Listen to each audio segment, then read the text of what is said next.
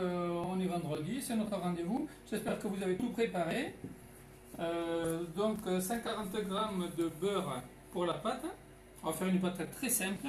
120 g de sucre, un jaune d'œuf, 200 g de farine, un zeste d'orange de citron ou moitié-moitié, moitié orange, moitié citron, c'est pas plus mal. Un petit peu de la farine et un petit peu de levure chimique si vous avez. Si vous n'avez pas, c'est pas grave. Et un jaune d'œuf. Donc je vous montrerai pour clarifier le jaune d'œuf, c'est-à-dire séparer le jaune des blancs. Là aussi, on va essayer de faire un maximum de simplicité. Et ensuite, préparer la ganache. Alors donc ces ganaches chocolat crème fraîche, on a eu pas mal de personnes qui nous ont demandé de faire quelque chose sans produits laitiers parce qu'ils sont allergiques aux produits laitiers. Donc on va mettre au point une petite recette rapidement pour vous expliquer comment faire une ganache sans produits laitiers. Voilà, donc à tout à l'heure, à 18 h. Merci à vous. L'informatique, c'est pas notre métier. La pâtisserie, ça va aller mieux, je pense. Vous allez voir, on va faire un truc très simple. Donc là, on va partir sur cette tarte au chocolat. Alors, on va faire une pâte. J'ai essayé de cogiter une pâte qui soit simple.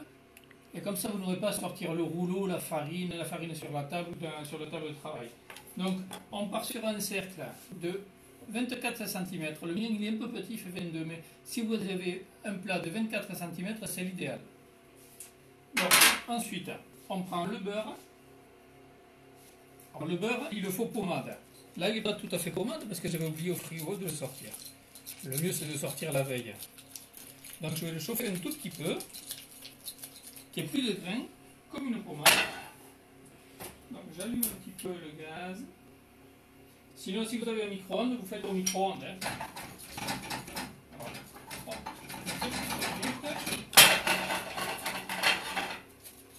Voilà, ça va y être.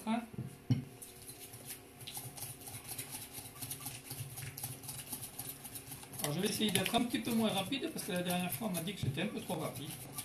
Mais la dernière fois c'était une recette ménagère, quelque chose de très simple. Là c'est un peu plus pâtissier quand même. Donc, je fouette bien qu'on n'ait plus de grains.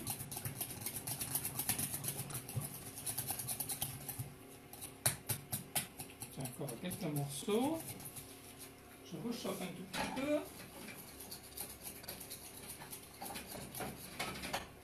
Voilà. Je fouette. Alors évidemment c'est plus facile si vous avez sorti le beurre la veille. C'est toujours mieux. Ou sinon un tout petit peu au micro-ondes. Voilà, mais on y arrive quand même. Donc là j'ai mis 140 g de beurre. Alors évidemment pour les personnes allergiques aux produits laitiers, vous pouvez faire avec de la margarine. Alors des noms de margarine, je ne vais pas vous en citer, je ne connais pas. Voilà. Donc là on n'a plus de grains. Vous voyez? Il n'y a plus de grains de beurre, tout est homogène. C'est comme une pommade. D'où son nom. Ensuite, on ajoute 120 g de sucre. Donc je les ai pesés. 120 de sucre. Je mélange. Voilà. Le sucre. Ensuite, il faut faire ce qu'on appelle clarifier. C'est-à-dire on sépare le jaune du blanc. Hop. Alors, si vous... Voilà. Clarifier. Tac. En 2 fois, c'est fait normalement. Comme ça, vous coupez un petit peu le blanc d'œuf. Si vous ne voulez pas vous embêter, vous mettez l'œuf entier, ça va marcher aussi. Mais votre pâte, elle va être moins friable. Donc là, le jaune, je le mets dans le sucre avec le beurre. Je mélange. Voilà. Donc ensuite, je vais faire un petit... Alors, le zeste, soit du citron ou de l'orange. On peut mettre les deux, un peu des deux. Un zeste de chaque, ça va faire beaucoup. Je pense que pour une petite quantité comme ça, la moitié de l'orange et la moitié du citron, ça va suffire. Donc évidemment, je l'ai lavé un petit peu avant. En ce moment, juste à 2 petites secondes, si certains préfèrent, une petite goutte de javel, bien rincée. Je reconnais que je n'ai pas fait à la javel, moi. Parce qu'il faut quand même penser qu'ensuite, notre biscuit, il va cuire pendant à peu près, en fonction des fours, entre 15 et 20 minutes. Donc bon, normalement, on n'a plus du tout de problème de bactéries. Enfin, normalement, c'est sûr, mais... Voilà, donc là, j'ai une demi-zeste d'orange, un demi-zeste de citron. Vous voyez? Ça, vous allez voir, c'est un biscuit tout simple, mais très très bon. Et d'ailleurs, je vous remercie pour les photos. La dernière fois, vous nous avez envoyé de belles photos de votre miasse. Alors, j'ai oublié de préciser que si vous avez un four ventilé, c'est mon cas, au lieu de 6, vous mettez à 5. Parce que le four ventilé cuit un petit peu plus vite que le four statique. Voilà, donc là, j'ai mis mon beurre, mon sucre, mes zestes et le jaune d'œuf. Là, je vais retirer le fouet. Voilà. Et là, je vais mettre la farine. Je peux le mettre avec de la crème. Je vais ajouter la farine. Et alors, si vous avez un petit peu de levure chimique, vous l'ajoutez. La levure chimique, ça va faire que le biscuit va se développer un petit peu plus. Il sera un peu plus croustillant et un peu plus léger. Donc, je l'ai pesé. Sinon, vous avez des petits sachets aussi de levure chimique. Mais bon, c'est pas indispensable. Votre gâteau sera quand même bon sans la levure chimique. Voilà. Ensuite, je vais mélanger.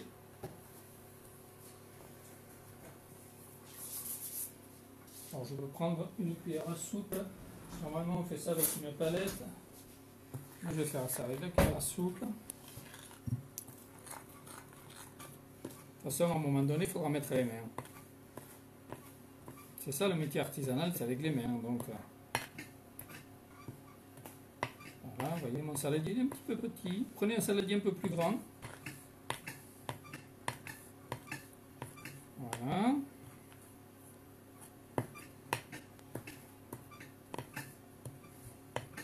Alors, j'ai fait chauffer mon four. Hein. Alors, pour pas qu'on passe toute la soirée, moi j'ai fait déjà un fond que j'ai cuit. Comme ça, on va gagner un petit peu de temps. Voilà. Voilà. Être bon.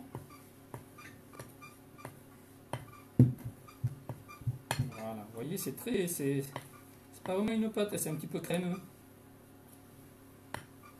Et j'ai oublié de vous dire, il y avait de la fleur de sel aussi. On vous avait noté la recette, mais sinon, n'hésitez pas à poser des questions. On peut avoir fait des oublis. On ne se comprend pas. Donc voilà, là vous voyez, c'est pratiquement mélangé.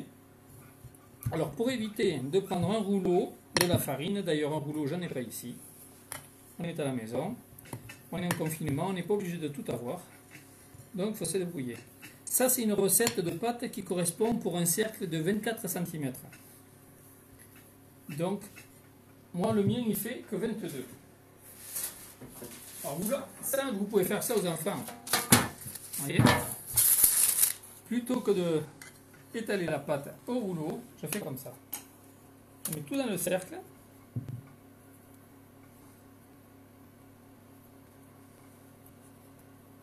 Vous allez voir, c'est tout simple. On ne perd rien, hein, c'est pas difficile. Il faut bien gratter le cul de poule ou le saladier. Voilà.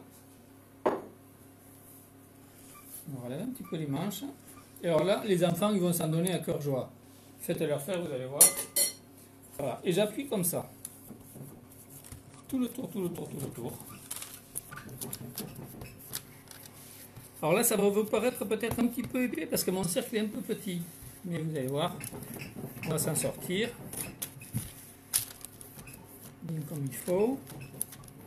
Voilà. Ça me donne une idée. Je vais affiner un petit peu. Voilà. Hop.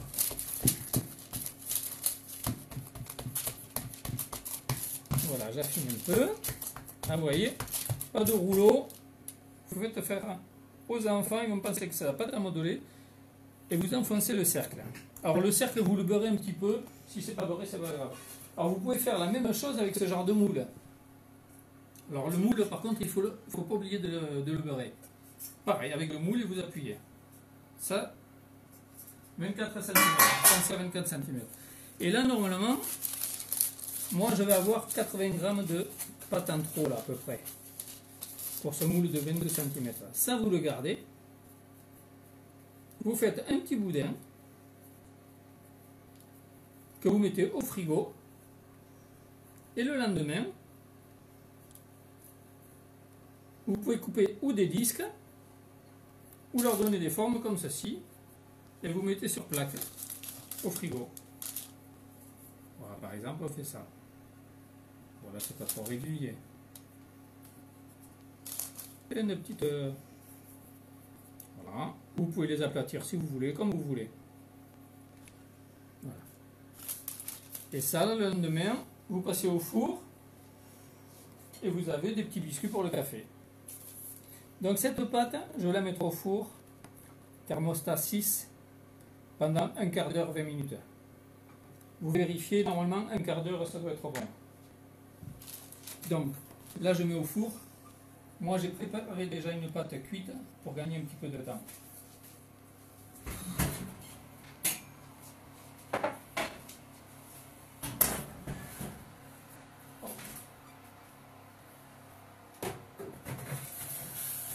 Voilà. Voilà, donc on imagine que notre pâte elle est cuite.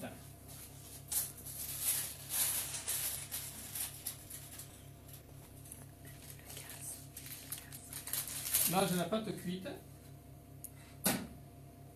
Donc j'attaque ma ganache.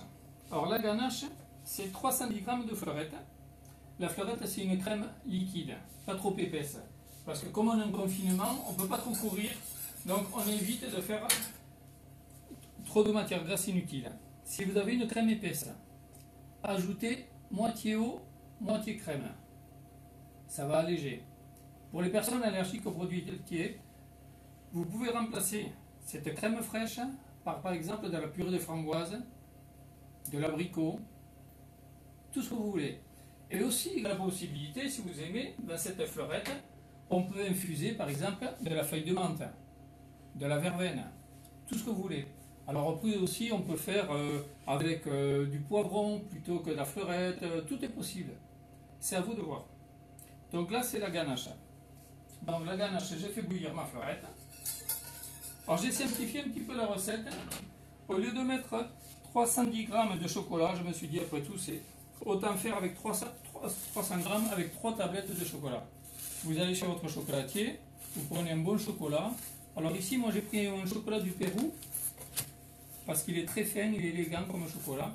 C'est plutôt un chocolat féminin. Il a de l'amertume mais avec de l'élégance. C'est quand même un chocolat qui va plaire à toute la famille, même aux enfants. Donc je casse mes tablettes.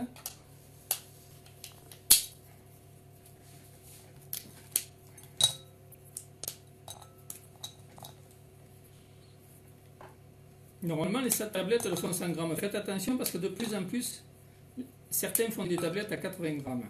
Donc 80 grammes c'est un peu juste. Je ne laisse pas déborder ma crème. Non, c'est bon. Comme ça, 3 tablettes, vous n'avez pas besoin de peser.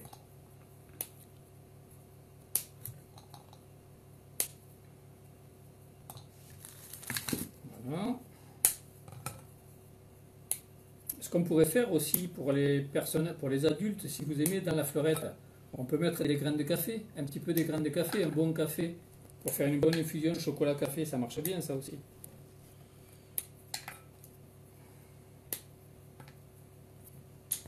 Ce que je faisais aussi à une époque, c'était... je remplaçais la fleurette par de la pulpe de cerise. Quand c'est la période des cerises, vous mixez les cerises, il faut les dénoyauter, les mixer, c'est un peu long. Et je remplaçais la fleurette par de la cerise. Et sur le dessus, je mettais un petit peu de piment d'Espelette. Je l'appelais la basquaise. C'est pas le poulet, c'était la tarte au chocolat basquaise. Oh, c'est un petit truc marrant. Mais normalement, si vous faites avec des épices, le piment d'Espelette par exemple, il vaut mieux le mettre sur le dessus. Il ne faut pas le cuire. Normalement, on ne le cuit pas. C'est un assaisonnement. Sinon, vous allez tuer tout assez. Voilà. C'est costaud notre chocolat. C'est du chocolat de qualité. Hein. Je ne sais pas d'où il vient, mais il sent bon. Vraiment. Alors, ce qui va faire aussi le goût de la tarte, évidemment, c'est la qualité du chocolat. Hein. Ça, vous le savez. Hein. On n'a que des gourmets avec nous. Je n'ai pas besoin de vous le dire. Hein. Voilà. Là, je vais reprendre mon fouet. Je vais juste réchauffer un petit peu la farine. On lave un petit peu les mains. Voilà. Alors ça, normalement,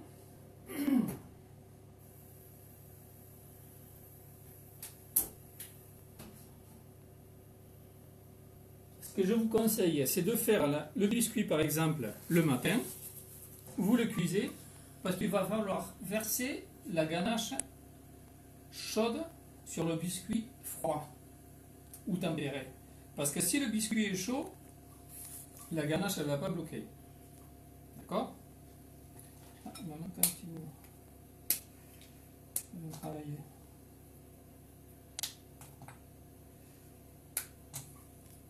J'aurais dû le passer un tout petit peu à faire fondre parce que là j'ai trop de masse, je pense.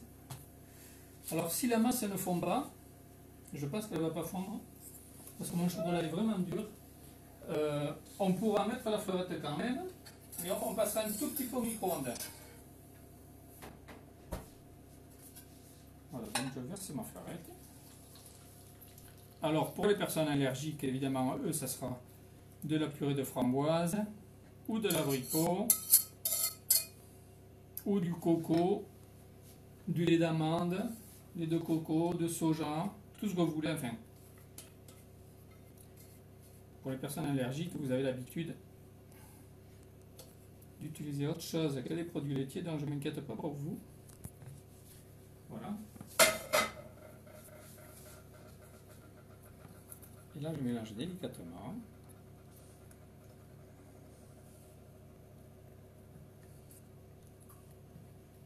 Alors, si vous avez un chocolat un peu fort pour les enfants, peut-être que vous pouvez ajouter un petit peu de fruits, si vous voulez. Vous faites une partie avec un fruit, en ce moment, on a des poires. Et d'ailleurs, j'ai les poires, je vais vous le montrer. Je vais vous montrer ça de suite. Alors, pensez à mettre l'horloge quand vous mettez au four. Là, je ne l'ai pas mis. Mais bon, j'ai mon attaché de presse qui surveille et elle va me sonner les cloches dès que ça va être cuit peut-être. Voilà, vous voyez, ça se mélange. Voilà, je pense que ça va être bon. Alors, quand vous faites le mélange comme ça va vous paraître peut-être un peu clair, un peu blanc par rapport à la couleur du chocolat. Mais ça, vous le faites et vous pouvez le faire pour 2-3 jours. 2-3 jours à l'avance. Voilà. Donc là, je pense que je ne vais pas avoir un morceau. Ça va être très bien. Voilà. On voit que ça fonce un petit peu. Alors la couleur de la ganache dépend aussi de la du chocolat que vous utilisez. Là, on voit, ça sent très bon.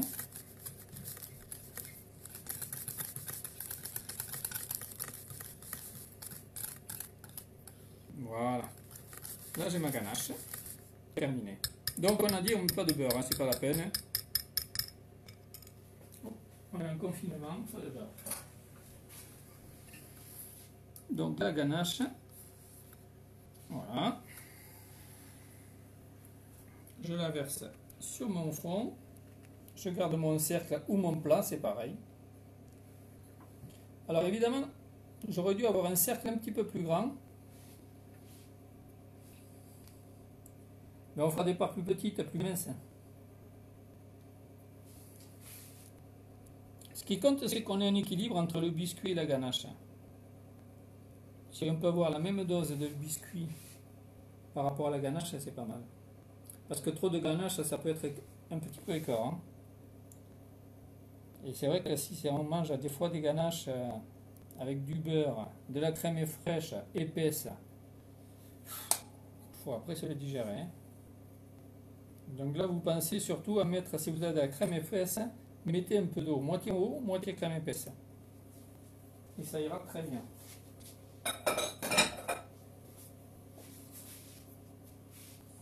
Et surtout pas, vous avez vu, surtout pas de jaune d'œuf. Hein.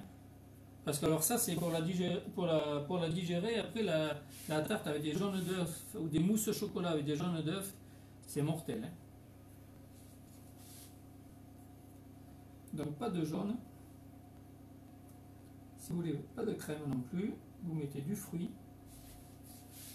Voilà. Et ça, vous mettez au frigo. Voilà. Ça suffit.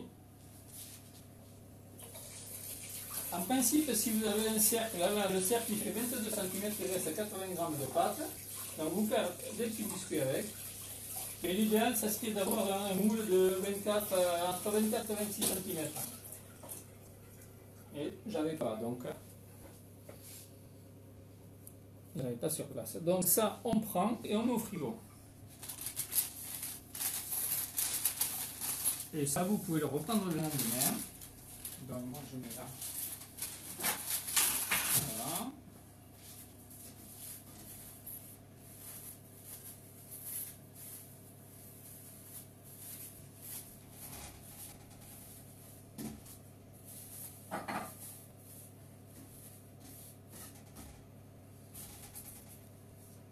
Alors ensuite, ça j'avais fait une pour montrer fini.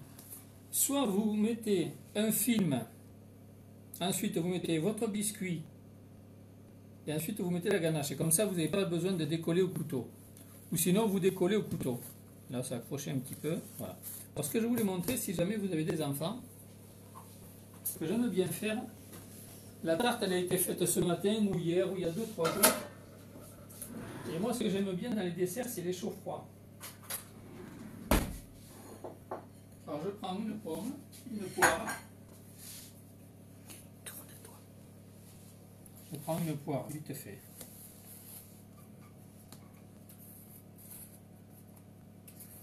Je la pèle. Alors, certains aiment bien manger la peau. Vous pouvez laisser la peau. En ce moment. Mais à ce moment, il vaut mieux éviter, évidemment. Tu as raison, Martine. Voilà. Moi, j'adore ça. Vous coupez votre poire. On sort le trognon.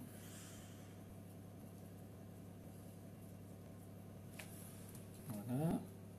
La queue. Les pépins.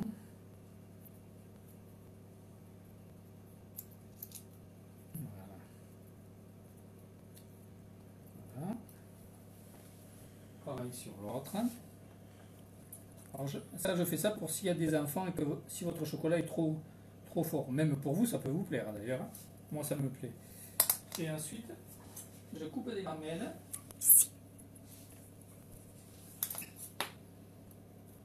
J'ai pas pris ma planche, ça fait rien.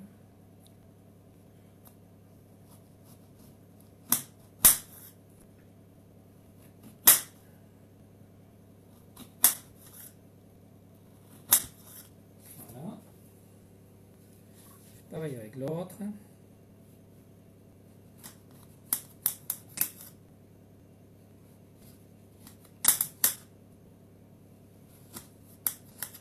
Voilà. Ensuite, je prends une poêle.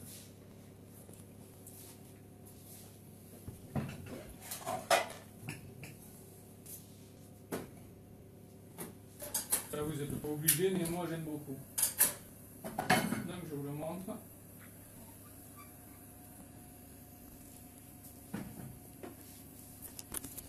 Un tout petit peu de sucre.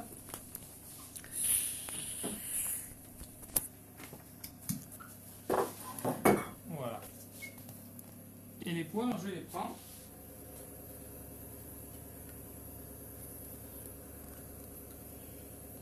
Ça, c'est pas très bien.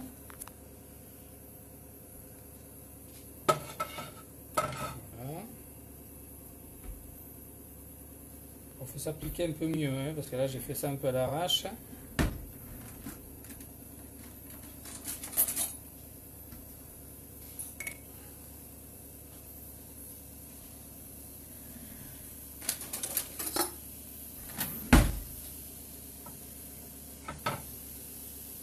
C'est juste pour le caraméliser un petit peu le sucre, c'est pas vraiment pour... Voilà.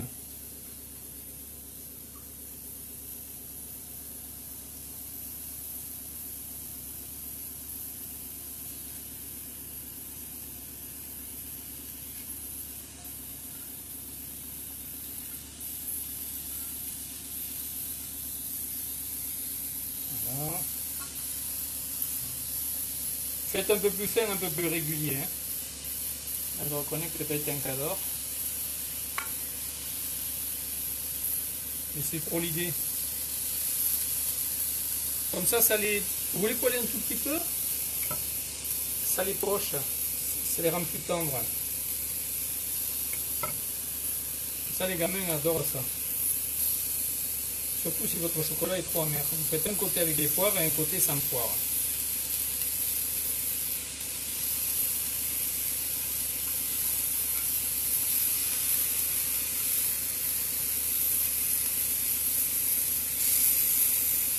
Voilà, je vais mettre un petit coup d'œil au four. Voilà. C'est pas bon.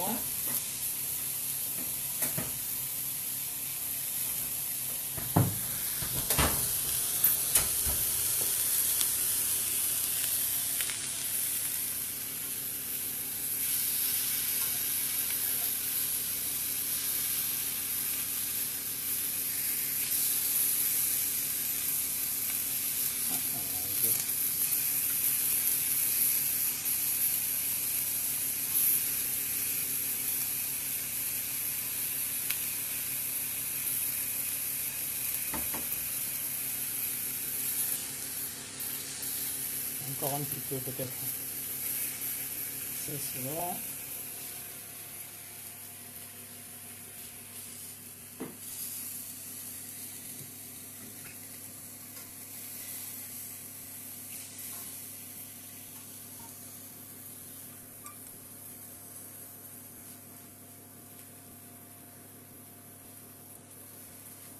Alors ça, il faut faire ça sur la ganache et la tarte elle a été faite la veille. Et le lendemain, vous pochez quelques poires comme ça, juste vite fait à la poêle. Voilà, ça c'est un peu caramélisé, c'est nickel.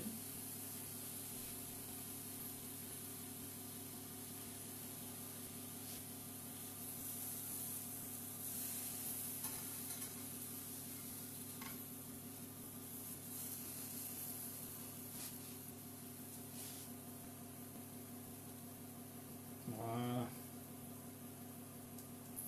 C'est mieux comme ça.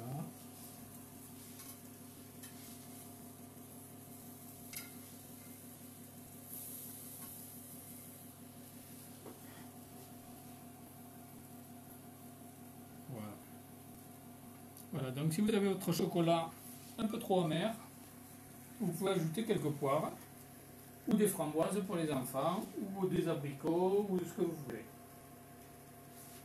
Voilà. Bon, ben écoutez, bonne soirée, merci à vous, et encore merci à tous les soignants, les médecins, tous ceux qui participent à soigner nos malades. Portez-vous bien, prenez soin de vous, prenez soin de vos collègues, de vos amis, de vos voisins. Bon, ben merci beaucoup, et bon week-end, et régalez-vous. Au revoir.